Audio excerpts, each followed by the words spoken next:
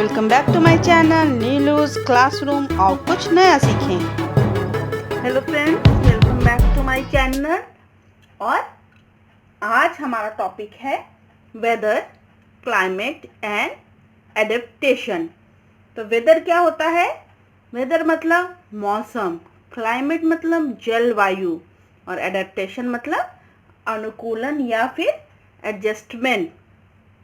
वातावरण के हिसाब से, एनवायरनमेंट के हिसाब से जब आप अपने आप को चेंज कर लेते हो, वही होता है एडेप्टेशन। तो सबसे पहले हम पढ़ेंगे अबाउट वेदर। तो सबसे पहले हम देखते हैं वेदर। आपने हमेशा न्यूज़पेपर में देखा होगा कि वेदर रिपोर्ट आता है, न्यूज़ में भी आता है weather report. So it provides information on various parameters like temperature, humidity. Humidity क्या होता है? A measure of the amount of moisture in the air. उसको हम बोलते हैं humidity, जिसे उमस जो होती है हमें वेदर में महसूस होती है। Temperature, clouds and rainfall and the time of sunrise and sunset with reference to a reason. That is, these parameters and their day-to-day changes make up the weather. तो वेदर क्या होता है? किसी एरिया का पैरामीटर्स, जैसे temperature में humidity, उसका area का cloud, rainfall, time of sunrise, time of sunset, sunset जो उस रीजन का होता है, ये सारे पैरामीटर्स जो है मिलके क्या बनाते हैं? उस रीजन का वेदर, जो डे टू डे चेंज होता है। जो वेदर होता है वो डे टू डे चेंज होता है। डेली आप देखेंगे न्यूज़पेपर में या देखते होंगे अपने सिटी का maximum minimum temperature, maximum minimum humidity, sunrise का टाइम, सनसेट का टाइम, वो डिपेंड करता है ये सब पैरामीटर्स पे। कौन? वेदर। वेदर जो होता है, इसीलिए मौसम। तो हर जगह का मौसम अलग अलग होता है। मौसम डे बाय डे चेंज होता है। You will find that all maximum and minimum temperature as well as maximum and minimum humidity vary on almost every day. Weather में changes from day to day and even from hour to hour. It may be sunny in the morning but suddenly may get overcast and start raining heavily in the afternoon. आपने देखा होगा सुबह धूप खिली है, फिर अचानक मौसम चेंज हुआ और बारिश होने लगी। तो ये है मौसम, जिसे हम वेदर अभी हम पढ़ रहे हैं। तो ये day by day, even hour to hour में भी चेंज हो जाता है। The day to day condition of the atmosphere at a place with regards to factors like temperature, humidity, rainfall, speed and direction of wind, etc. is called the weather at that place. The factors like temperature, humidity, etc. are called the elements of the weather. So what is weather? The day-to-day conditions of the atmosphere at a place with regards to factors like temperature, humidity, rainfall, wind, speed of wind, direction of wind, rainfall, etc. is called weather of that place. And all these factors like temperature, humidity, rainfall, etc. are the elements of weather. So अब हम पढ़ेंगे elements of weather. तो क्या क्या elements होते हैं? First is temperature.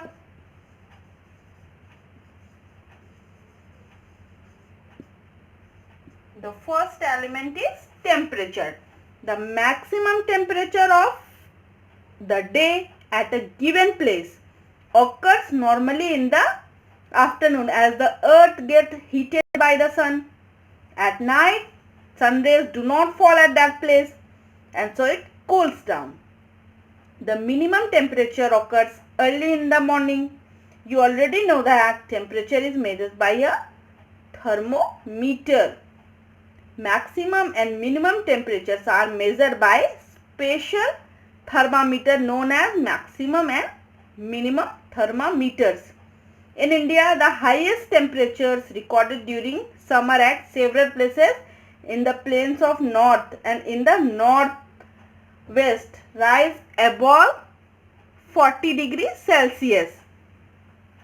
So, जो maximum temperature होता है, देखिएगा आप, जब भी थोड़ी सी गर्म होती है, कब होती है? जैसे जैसे दोपहर होती जाती है थोड़ी सी गर्मी बढ़ती है, क्योंकि सन मॉर्निंग में निकलता है और तब तक अर्थ जो होती है हीट हो चुकी होती है, इसलिए आफ्टरनून में थोड़ी सी गर्म होती है। फिर जैसे जैसे रात होती है तो उस प्लेस पे सनसेट हो जाता है, तो सनरेज फॉल नहीं करती हैं, तब वहाँ का टेम्परेचर क्या होता है?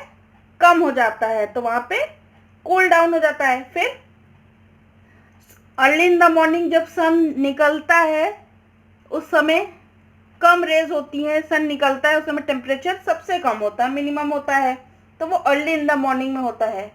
और हमें पता है कि हम टेम्परेचर किससे मेज़र करते हैं?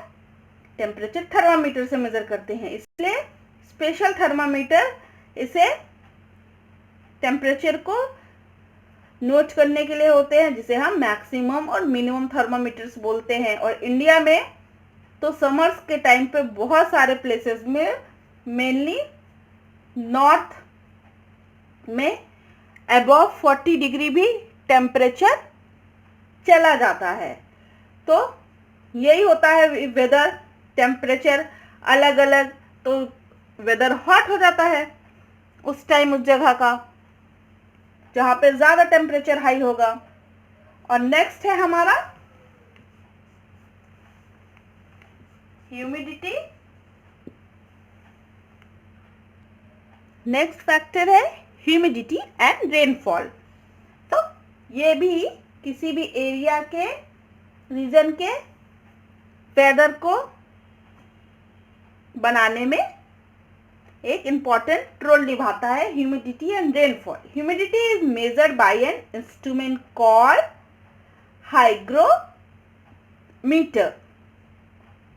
The greater the humidity, more are the chances of rain. Rainfall is measured by an instrument called a rain gauge. To make your own rain gauge, हम क्या कर सकते हैं? हम भी घर में रेन गेज बना सकते हैं। तो बस आपको उसके लिए क्या करना है? एक बॉटल लेना है, उसमें जो आपका सेंटीमीटर है, हाइट है, वो आप मेजर करिए। जब बारिश हो तो आप उसे बाहर रख दीजिए, उसमें कितना वाटर कलेक्ट होता है तो उससे आप पता लगा सकते हैं कि इतने सेंटीमीटर की या मिलीमीटर की बारिश हुई है। वही काम रेन गेज करता है। देखिएगा, जब भी बारिश होगी तो बताएंगे इतने मिलीमीटर आज बारिश हुई, इतनी मिलीमीटर वर्षा हुई, न्यूज़ में आ जाता है ना, बस वही रेन गेज है। तो आप इस तरीके से घर पे भी बना सकते हैं। In India, rain is mainly brought by two kinds of humidity laden winds. These are the southwest monsoon that comes in June to September, which brings heavy rain to most part of the country, and the northeast monsoon that is from November to March, which brings relatively light rain. So जो humidity major करने का instrument होता है उसे क्या बोलते हैं? Hygrometer. और रेनफॉल मेजर करने के इंस्ट्रूमेंट को क्या बोलते हैं? रेनफॉल मेजर करने के इंस्ट्रूमेंट को क्या बोलते हैं? Rain gauge.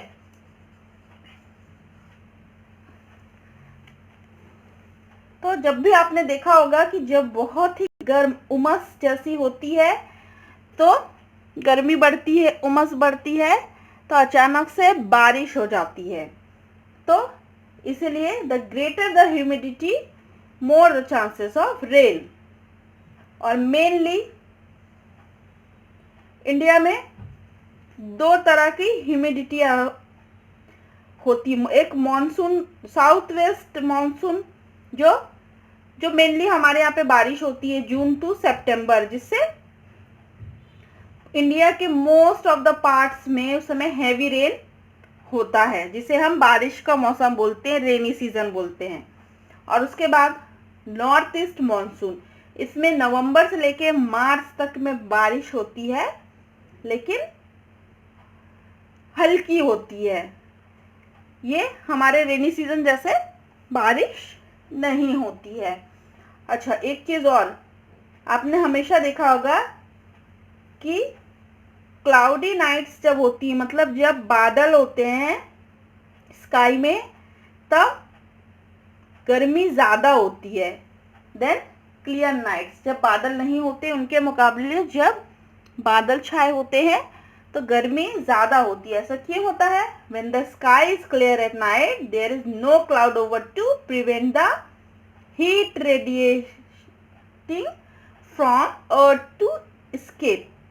As the heat from earth escapes, the earth cools down.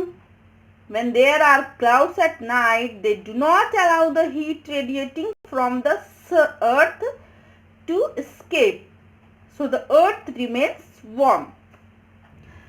तो जब बादल होते हैं तो जो हीट रेडिएशन होती है वो अर्थ से निकल नहीं पाती, इसलिए अंदर ही सर्कुलेट करती है, इसलिए गर्मी बढ़ जाती है। और जब क्लियर स्काई होता है तो जो रेडिएशन होते हैं वो निकल जाते हैं, इसलिए अर्थ जो है कूल हो जाती है, इसलिए टेम्परेचर कम रहता है।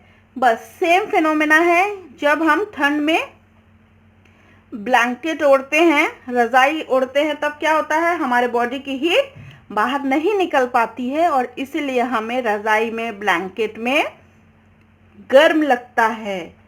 बस उसी तरीके से है, जैसे हमने रज़ाई हटा दी हमें फिर से ठंडी लगने लगती है। तो बस सेम फिनोमेना यूज़ होता है यही क्लाउडी नाइट्स में, इसीलिए हमको थोड़ा वार्मर लगता है और क्लियर नाइट में हमें थोड़ा सा कूल लगता है। तो अब हमारा next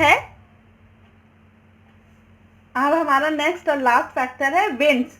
during the southwest monsoon period, humidity laden winds from the Indian Ocean and Bay of Bengal bring rain to India. During winters, when the winds blow from the mountains of North India towards the northern plains, the plains become very cold. During summers, the wind blows from the hot desert of Rajasthan towards Delhi and Delhi become very hot. तो जब अभी south west monsoon का period आता है, मतलब जो जून से सितंबर में होता है, तब सबसे पहले मानसून कहाँ आता है? साउथ में ही आता है ना। पहले केरल वगैरह में, तमिलनाडु इधर पे मानसून आता है, जून में बारिश शुरू होती है, उसके बाद बाकी अदर पार्ट्स में बढ़ता है। तो उसमें ह्यूमिडिटी या विंड जो होती है, लेडन विंड, वो कहाँ से आती है? इंडियन ओशन और बे ऑफ बंगाल से। और ड्यूरिंग विंटर्स क्या होता है? नॉर्थ इंडिया की तरफ से जो माउंटेन्स हैं, उसमें जो माउंटेन जैसे हिमालय वगैरह, वहाँ से विंड ब्लो करती है और नॉर्दर्न प्लेन्स की तरफ आती है। इस वजह से इस समय नॉर्थ इंडिया होता है वो ठंड में बहुत कोल्ड होता है वहाँ पे। और ड्यूरिंग समर के समय क्या होता है? राजस्थान तरफ से जो हॉट डेजर्ट है हमारा, थार डेजर्ट, उस जगह से विंड ब्लो करती है और जिसके वजह से जो गर्म हवाएं हैं वो दिल्ली उस एरिया साइड में ज़्यादा आती हैं, इसलिए वो उस समय हॉट हो जाता है। तो इस तरीके से विंड्स पे भी डिपेंड करता है एरिया का weather. predicting the weather. Scientists who study and predict weather are known as meteorologists. So they predict weather by studying patterns in weather and the several factors that affect weather. Weather is a very complex phenomenon. It is affected by hundreds of factors and is not easy to predict. That is why the prediction sometimes goes wrong.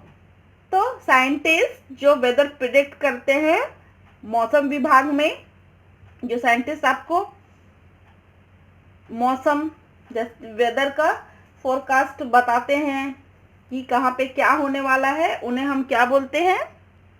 उन्हें हम बोलते हैं मेटियोरोलॉजिस्ट.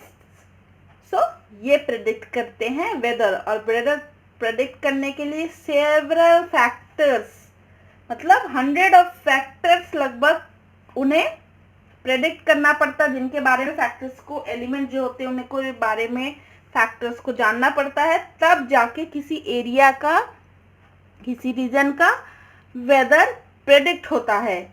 और ये easy task नहीं है, इसलिए sometime prediction wrong भी हो जाती है. सो अब नेक्स्ट हम पढ़ते हैं अबाउट क्लाइमेट. सो क्लाइमेट क्या होता है? The weather pattern of a place can be seen from the weather records of the past several years. तो हमें पता है कि जो वेदर होता है वो day to day, hour to hour change होता है, बट उसके बावजूद उस रीजन का वेदर जो होता है पास्ट सेवरल ईयर्स के रिकॉर्ड से देखा जाता है कि लगभग किस तरीके का था. तो जैसे हमें पता चलता है कि हमेशा लगभग वहाँ पे हॉट ही रहता है वेदर, या कूल रहता है, या हमेशा बारिश ही होती रहती. इस तरीके से सेवरल ईयर्स का रिकॉर्ड निकाला जाता है उस रीजन का. Then the average weather pattern of a place taken over a long time, say 25 years, is called the climate of that place. मतलब वही वेदर पैटर्न को लगभग 25 साल तक का रिकॉर्ड एक साथ देखा जाता है और उससे कंक्लूजन निकाला जाता है कि वहाँ का किस तरीके का वेदर रहता है, और उसे ही कहते हैं क्लाइमेट ऑफ दैट प्लेस. तो जो क्लाइमेट होता है वो लंबे समय तक कहीं कभी किसी भी प्लेस का जो क्लाइमेट होता है वो लंबे समय तक रहता है, लेकिन जो वेदर होता है वो डे टू डे चेंज होता है. So what is climate? The average weather pattern of a place taken over a long time, say 25 years, is called the climate of that place. तो जिस एरिया का climate, जिस place का लेना होता है, वहाँ पर एवरेज देखा जाता है कि इतने सालों में वहाँ पर किस टाइप का मौसम था. मान लीजिए 25 ईयर्स में आपको 5 ईयर्स डिफरेंट टाइप का था, लेकिन मोस्टली 20 ईयर्स लगभग वैसे ही हॉट या कूल टाइप का था, तो उससे एवरेज लिया जाएगा कि वहाँ पर हमेशा हॉट रहता है कि कूल रहता है. इस तरीके से एवरेज लेके उस जगह का क्लाइमेट डिसाइड होता है. Different places in the world have different types of climate. The factors that determine the climate of a place are as follows. First, distance from the equator, that is from latitude. Then height above the sea level. The higher you go, the cooler it becomes. Distance from the sea or from high mountain range. Generally, places near the sea have a moderate climate. Neither very cold nor very hot. Mountains affects winds and rainfall and hence affect the climate. Winds. Climate depends on whether winds are hot or cold, humid or dry. Amount of moisture, that is humidity in the air. So these are the few factors that affect the climate of that place. So these are the factors which determine the climate of that place. First, distance from the equator, height, second, height above sea level, that is the higher you go, the cooler it becomes. Third, distance from the sea or from high mountain ranges. Generally places near the sea are moderate, मतलब neither very cold nor very hot. Mountains affect winds and rainfall, hence affect the climate. Winds, climate depends on weather. Winds are hot or cold, humid or dry. Amount of moisture, that is humidity in the air. All these things decided the climate of that place. Let us take a few examples and see what does weather patterns of these places tell us. First one, the weather pattern tells us that it is cold in Darjeeling for most part of the year. Therefore, we say that the climate in Darjeeling is cold. In general, the climate in mountainous areas of North India is cold. Northeast India receives rain for a major part of the year. So, we say that the climate in Northeast India is wet. Third, it is warm and humid throughout the year in Chennai. Therefore, the climate in Chennai is warm and humid. Next, the climate in Kerala is hot and wet. Next, in the desert region in Rajasthan, for example in Bikaner, it is hot for most part of the year. It does become cold in winter, which does not last for long. There is very little rainfall. This hot and dry climate is typical for desert areas. So, these are the factors. So, next, effect of the sun on climate. The earth gets heated by the rays of the sun falling on it. Near the equator, the rays fall vertically. As the latitude means the distance of a place from the equator increases, the rays become more and more slanting. Slanting rays spread over a large land area than vertical rays. Also, they pass through a thicker layer of the atmosphere, which absorb a large part of their heat. This means that the land near the equator gets heated up more by the sun than the land away from it in a given time. Also, the days are longer near the equator than at the places away from it. The sun rises early and sets late near the equator.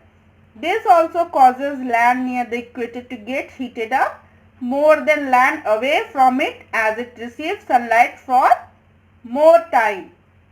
An interesting fact is that at the poles there is 6 months of the day and 6 months of night, and the sun remains barely above the horizon during the 6 months day. That is why it is so cold at the poles. So, अर्थ जो है heat कैसे होता है? जब सूर्य की किरण उन पे पड़ती है तो इक्वेटर के पास रेस कैसे फॉल होती है? Vertically. But as the latitude increases, मतलब डिस्टेंस प्लेस का इक्वेटर से अगर इंक्रीज होता है तो रेस कैसे होती जाती हैं? स्लांटिंग होती जाती हैं, जिससे वो ज़्यादा जगहों पे स्लांटिंग पोजीशन में पड़ती हैं, ना कि वर्टिकल पोजीशन में. जिससे क्या होता है कि एटमॉस्फेयर में ज़्यादा से ज़्यादा हीट, लार्ज पार्ट में हीट जाएगा तो ज़्यादा हीट जाएगी तो वो जगह ज़्यादा गर्म हो जाएगी.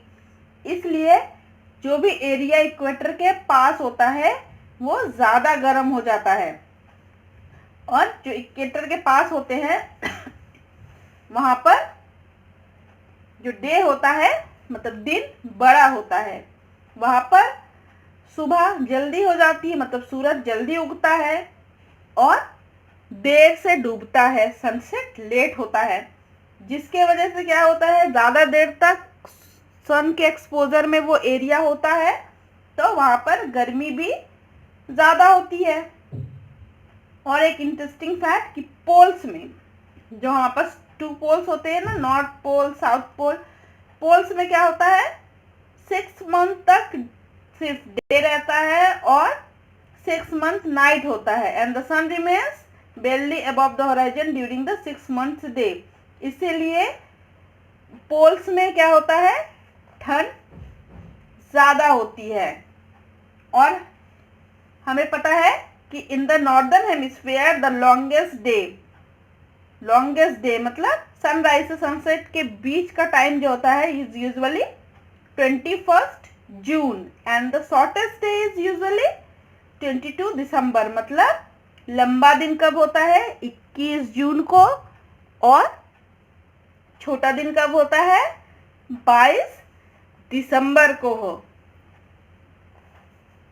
तो अब क्लाइमेट और वेदर हमने पढ़ा, अब हम पढ़ेंगे अबाउट एडेप्टेशन। क्यों? क्योंकि बहुत जगह पे जो का क्लाइमेट जो होता है कहीं पे हॉट होता है कहीं पे कोल्ड होता है, तो उस जगह पे पीपल एनिमल्स जो लिविंग थिंग्स होते हैं वो अपने आप को कैसे उस क्लाइमेट के हिसाब से अडेप्ट करते हैं, ठीक है ना, उस जगह के हिसाब से उस जगह के क्लाइमेट मतलब जलवायु के हिसाब से अपने आप को कैसे एडजस्ट करते हैं, उसके अनुकूल अपने आप को कैसे बनाते हैं, वही होता है एडेप्टेशन। तो अब हम यही पढ़ेंगे क्लाइमेट एंड एडेप्टेशन। तो फर्स्ट हम एडेप्टेशन ऑफ एनिमल्स पढ़ते हैं। तो एडेप्टेशंस ऑफ एनिमल्स,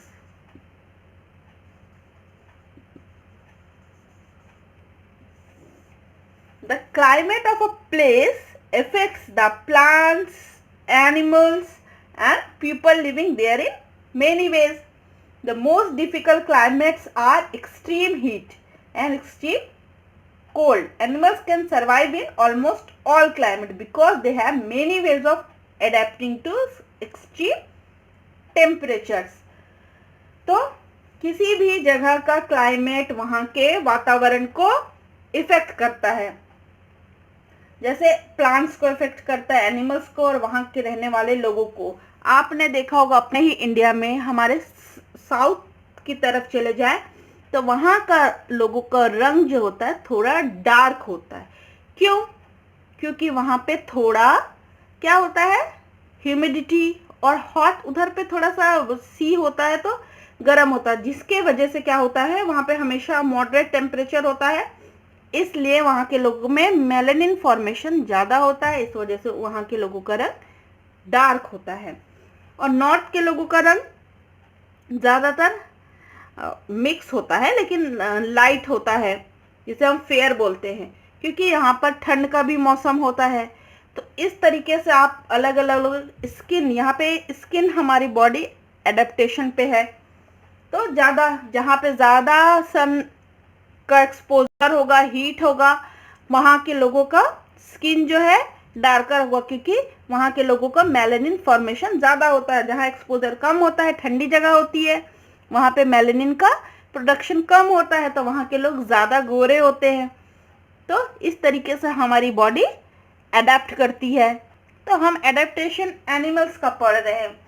सबसे खराब सिचुएशन कब होती है? जब बहुत ज़्यादा गर्म हो या बहुत ज़्यादा ठंड हो। लेकिन एनिमल्स जो होते हैं मोस्टली वो हर तरह के क्लाइमेट में सरवाइव कर जाते हैं, क्योंकि उनके पास एडेप्टेशन के डिफरेंट वेज होते हैं। तो फर्स्ट हम पढ़ेंगे adaptation to cold climates. You have seen that it is very cold in the polar region. In winters, the temperature can drop to as low as -37 degrees Celsius. Animals such as seal, polar bear, etc. are able to live under such extreme cold as they are adapted to it. तो आपने polar bears वगैरह को देखा होगा जो polar region में रहते हैं, जबकि वहां पे टेम्परेचर -37 डिग्री सेल्सियस तक भी चला जाता, लेकिन फिर भी वो सरवाइव करते हैं वहां पे. क्यों? The bodies of polar bears and several other animals living in very cold conditions are covered with dense fine fur that traps air, that is air which is an insulator of heat to keep them warm. Polar bears have 2 thick layers of fur as well as layer of fat under the skin. These provide excellent insulation, so much so that the polar bear has to move slowly, otherwise the heat generated during physical activity can make it overheated. When it does become overheated due to physical activity, the polar bear goes for swimming in the water to cool off. Its wide and large paws help it to swim. It can close its nostril and remain underwater for long duration. तो आपने polar bear को देखे होंगे, मोटे मोटे होते हैं, उनमें वाइट वाइट फर्स होते हैं उनके. तो पोलर बियर की बॉडी इस तरीके से इस कोल्ड क्लाइमेट के लिए एडेप्टेशन में चेंज है. उसके जो फर होते हैं वो 2 थिक लेयर्स ऑफ फर्स के बॉडी में होते हैं, उसके नीचे फैट की लेयर होती है. ये दोनों क्या प्रोवाइड करते हैं उसे? इंसुलेशन, मतलब हीट, बॉडी को हीटअप रखते हैं, बॉडी की हीट बाहर निकलने नहीं देती.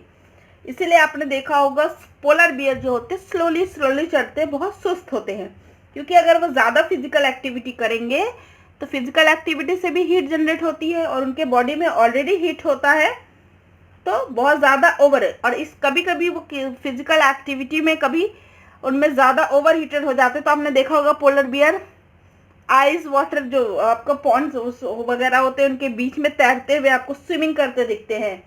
क्यों? वो अपनी बॉडी हीट को कूल करने के लिए वो स्विमिंग करते हैं. उनके पॉज जो होते हैं वो भी वाइड होते हैं, बड़े होते हैं, ताकि वो स्विमिंग इजीली कर सके.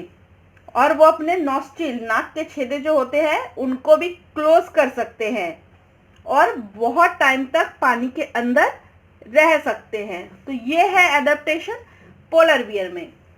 It is interesting to note that the polar bear has white fur which camouflages it with the white snow and make it difficult to be seen. This protects the polar bear against predators and also help it to catch prey. तो polar bear हमेशा, क्या आपने देखा होगा, polar bear होते हैं white. क्यों?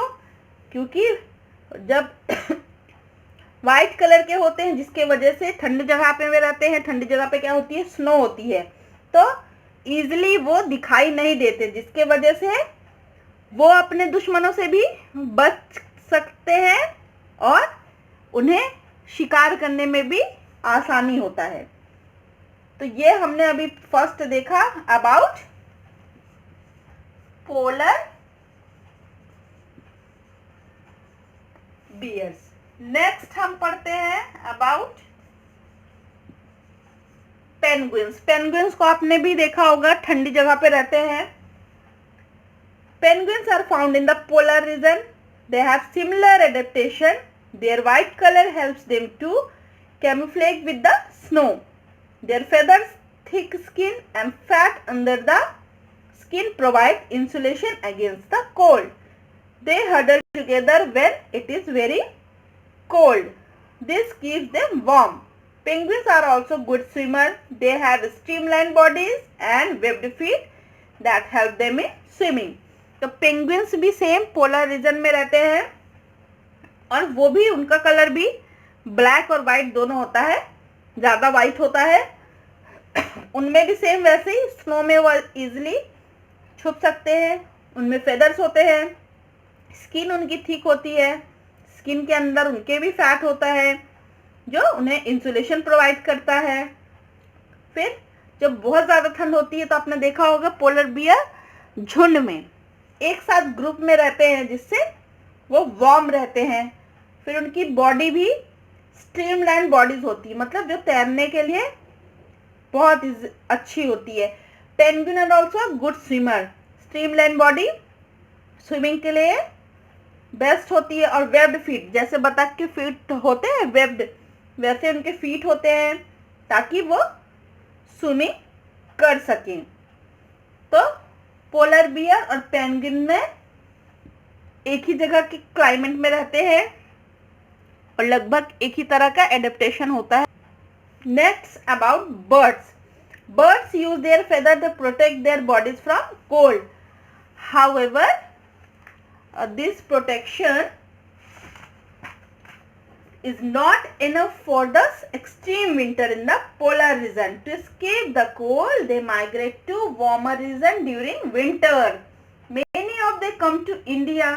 In winter, you can see the migratory birds in the Bharatpur and Sultanpur bird sanctuaries in India. They go back to Siberia in the polar region after winter is over.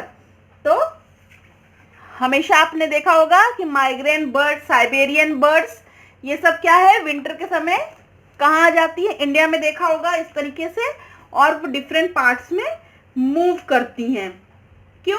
क्योंकि birds को protect करने के लिए उनके पास feather होते हैं। But फिर भी जब बहुत ज़्यादा ठंड होती है तो एक्सट्रीम विंटर में वो पोलर रीजन, ठंडी जगहों पे रहते हैं, वहाँ वो उसे कंडीशन को नहीं बेयर कर पाते हैं, तो वो क्या करते हैं, बर्ड्स माइग्रेट करते हैं। मतलब वो जहाँ रहते हैं वहाँ से वो दूसरे गर्म देशों में, गर्म जगहों पे चले जाते हैं। जैसे हमारे इंडिया में भी बहुत सारे माइग्रेंट बर्ड्स आते हैं, साइबेरियन क्रेन्स और बहुत सारे इस तरीके के बर्ड्स आते हैं। तो वो इसलिए, तो बर्ड्स जो होते हैं, बर्ड्स के फेदर उनको क्लाइमेट एडेप्टेशन में हेल्प करते हैं, और जो माइग्रेशन होता है बर्ड्स में, उसके वजह से भी वो क्लाइमेट एडेप्टेशन में हेल्प करता है। नेक्स्ट हम जिस एनिमल के बारे में पढ़ेंगे वो है सील। सील्स। तो seals have a thick deposition of fat called blubber that protects them from the cold. तो सील के जो बॉडी होती है वो बहुत ही मोटे फैट के लेयर से बनी होती है, जिसे बोलते हैं ब्लबर। मोटा मोटा सा होता है, आपने देखा होगा सील। क्यों? क्योंकि उसके बॉडी जो होती है, उसके बॉडी पे थिक डिपोजिशन ऑफ फैट होता है, जिसे हम ब्लबर बोलते हैं, जो उसे कोल्ड से बचाता है। और a few other ways in which animal reduce heat loss are reptiles keep their body warm by absorbing solar radiation during the day. At night they seek shelter to keep warm. However, this is not possible in the polar region. Therefore, hardly any reptiles are found in this region. तो जो reptiles होते हैं वो दिन में सूरज की radiation से अपने आप को हीट करते हैं, और रात में अपने जो उनके घर होते हैं, शेल्टर जो होता है उनका, उसमें चले जाते हैं, तो उसमें वार्म रहते हैं। इसलिए आपने देखा होगा कि ये पोलर रीजन में पॉसिबल नहीं होता है, इसलिए आपको कभी पोलर रीजन में जो रेप्टाइल्स होंगे वो आपको नहीं दिखते हैं। हमेशा आपको पोलर रीजन में पोलर बियर्स, पेंगुइन, सील्स यही मिलेंगे, आपको कभी रेप्टाइल्स, कोई अदर एनिमल्स नहीं नजर आते। Then parts of body such as ear, tails and legs lose heat first. Loss heat first. Hence, animals in cold climates have small ears and tails and short legs. तो body part जैसे year, tales और legs होते हैं जो पहले heat को remove करने का, हीट लॉस में यूज होते हैं। इसलिए जो एनिमल्स कोल्ड रीजन में होते हैं उनके छोटे ईयर, छोटे टेल्स, छोटे लेग्स होते हैं। Another way to reduce heat loss is to reduce body activity. Some mammals hibernate during the winter months to reduce loss of heat. तो आपने देखा होगा कि ठंड के समय बहुत सारे जो एनिमल्स होते हैं वो हाइबरनेशन में चले जाते हैं, मतलब अपने घर में जाके बंद हो जाते हैं, वो बाहर नहीं निकलते, क्योंकि बाहर निकलेंगे तो उनमें एक्टिविटीज होगी, एक्टिविटीज होने से हीट लॉस होगा, जिसके वजह से क्या होगा, उनमें उनको ठंड लगेगी। ये कोल्ड ब्लडेड एनिमल्स होते हैं, इसलिए वो हाइबरनेशन में ठंड के समय चले जाते हैं ताकि फिजिकल एक्टिविटी करें तो उनके बॉडी से हीट लॉस ना हो, इसलिए वो हाइबरनेशन में चले जाते हैं। तो अभी हमने एडेप्टेशन ऑफ एनिमल्स में कोल्ड क्लाइमेट का देखा, मेनली पोलर रीजन। अब हम एडेप्टेशन टू हॉट क्लाइमेट्स देखेंगे, mainly about deserts. So many ways by which animal keep themselves cool in extreme hot climate. जैसे animals living in hot climate spend the daylight hours hiding in shady place such as burrow or behind boulders. They come out at night to look for food. They are called nocturnal animals. So जो गर्म जगह में, जो गर्म जलवायु मतलब hot climate में जो एनिमल्स रहते हैं वो दिन के टाइम पे जब गर्म ज़्यादा होती है तो वो शेडी प्लेस में रहते हैं, जैसे अपने घर में बरो वगैरह में या कहीं पे छुपे रहते हैं। जैसे ही रात होती है, जब क्लाइमेट थोड़ा वेदर थोड़ा ठंडा होता है, तो अपने फूड की तलाश में बाहर निकलते हैं रात में। तो ऐसे एनिमल्स को क्या बोला जाता है? दे आर नॉक्टर्नल एनिमल्स, निशाचर रात में। Then they have long legs and tails and very large ears. The ears have blood vessels near the surface. The air blowing across the ears cools the blood, which in turn cools the body.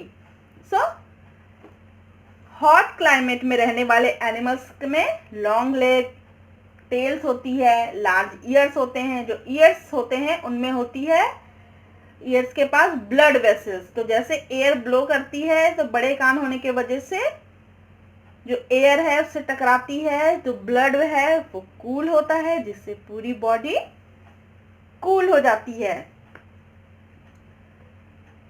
The large ears of a fennec fox help it to lose body heat. तो इसका एक example है फेनेक्स fox, जो desert में रहता है, जिसके large year होते हैं और जो उसके बॉडी हीट को लूज करने में उसे हेल्प करते हैं। The animal sweat, pants and lick to cool themselves. The sweat or saliva evaporates to cool their bodies, but these methods are not good if water is scarce. For example is a desert, because these methods are also promote water loss. तो body को ठंडा रखने के लिए animals अपने आप को चाटते हैं और स्वेटिंग्स होती है, जिससे सलाइवा या स्वेटिंग से क्या होता है, वाटर से बॉडी से वाटर इवोपोरेट होता है और बॉडी कूल होती है। बट जहाँ पे पानी की कमी होती है लाइक डेजर्ट वगैरह में, वहाँ पर बहुत ये मेथड कारगर नहीं है, क्योंकि ये क्या होता है, बॉडी का वाटर लॉस होता है इसमें। So the camel is well adapted to living in a desert. It has several adaptations for life in the desert. It has a hump where fat is stored. This provides it with food in times of food shortage. So best example है desert में adaptation जो animal में होता है वो है camel, क्योंकि camel में डेजर्ट में सरवाइव करने के लिए बहुत सारे एडेप्टेशन होते हैं, इसमें चेंजेस। जैसे उसका हम जो उसका कुबर निकला होता है वो क्या होता है, उसमें वो फैट होता है, वो फैट स्टोर होता है उसमें, जिसके वजह से जब कभी उसे फूड ना मिले तो तब वो काम आता है। It can drink a very large quantity of water at a time. वो एक समय में एक साथ बहुत सारा पानी पी लेता है, जिससे वो पानी स्टोर हो जाता है उसके स्टमक में। It sweat very little, this help it to conserve water. उसमें स्वेटिंग भी कम होती है। It excrete very little water in the form of urine के थ्रू वो पानी बहुत कम निकालता है। Its feet have large sole and are suitable for walking on soft sand. उसके फीट के जो सोल होते हैं लार्ज होते हैं ताकि वो इजिली सैंड पे वॉक कर सके। ऊंट, आपने पढ़ा था ना, ऊंट खड़ा जो पी लेता है 60 दिनों का पानी, मतलब ऊंट एक साथ बहुत सारा पानी पी लेता है और अपने स्टमक में स्टोर कर लेता है, फिर उसे बहुत दिनों तक पानी की ज़रूरत ना भी मिले तो नहीं होती है। अब हम पढ़ेंगे adaptation to hot and wet climates. So अभी हमने कोल्ड देखा, कोल्ड क्लाइमेट, हॉट क्लाइमेट। अब हम देखेंगे hot and wet climates. So that is mainly of cold polar region, hot mainly desert, और अब adaptation to hot and wet climates में mainly tropical rain forest के बारे में। So tropical regions are located near the equator. They have a hot and wet climate. Since this kind of climate supports plant growth, the tropical regions are full of dense rainforest. The rainforest supports a large variety of animals. This is because of the warm climate, constant supply of water and availability of a wide variety of food. But their large numbers also means intense competition for food and shelter. Many animals in rainforest are adapted to living on trees. Trees give them shelter, hiding places from predators, and also supply them with food. Monkeys use their hands and feet and also their tails to swing from branch to branch. The red-eyed tree frog leaps on trees and has a sticky pad on its feet that helps to climb trees. The lion-tailed macaw, also called beard ape, is a good climber and lives on tree. It gets all the food it needs on tree and hardly ever come down. It mainly eats fruits as well as other plant parts. It also catches insects from under the bark of trees. Some animals eat food that is eaten by no other animal. For example, the toucan uses its long large bill to reach fruits on weak branches that cannot bear its weight or the weight of other animals. Several animals have a skin color that camouflages them with the background. For example, the jaguar has a spotted skin. It merges well with speckled shadows of the rainforest floor, making it difficult to be seen. This helps it in hunting. The elephant is well adapted to living in rainforest. It has strong sense of smell because it uses its long trunk as a nose. It uses its trunk to pull down fruits and leaves to eat. It uses its tusks to tear and bark from trees which it eats.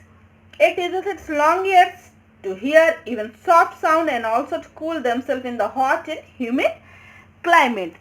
So, tropical rain forest जहाँ का जो weather होता है hot होता है, मतलब warm होता है, और वहाँ हमेशा रेन फॉरेस्ट में मालूम होगा आपको बारिश होती रहती है।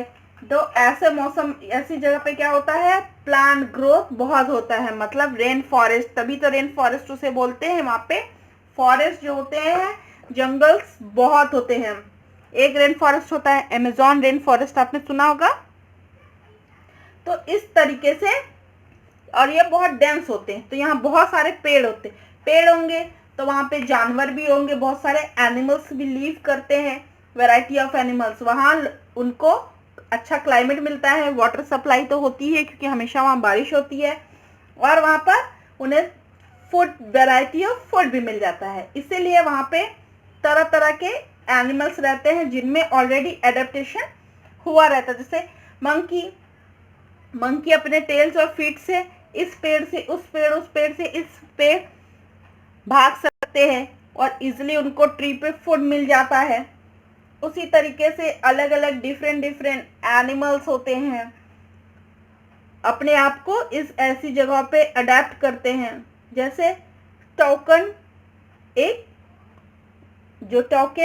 जो है बर्ड होती है जिसकी चोंच जो बिल होती है वो लार्ज होती है, वो ऐसे पेड़ों से या ऐसे पेड़ों से अपने फ्रूट्स और अपना फूड लेता है जो बहुत ही नाजुक होती है, जिसमें कोई और एनिमल जाके या कोई बर्ड जाके ले ही नहीं सकता, क्योंकि जैसे ही वो फ्रूट्स वहाँ पे लगेंगे या वो कोई और अदर एनिमल अपने फूड के लिए जाएगा तो वो डाल जो होती हैं ब्रांचेस इतनी वीक होती हैं कि वो टूट जाएंगी, ऐसी जगह से वो अपना फूड लेता है।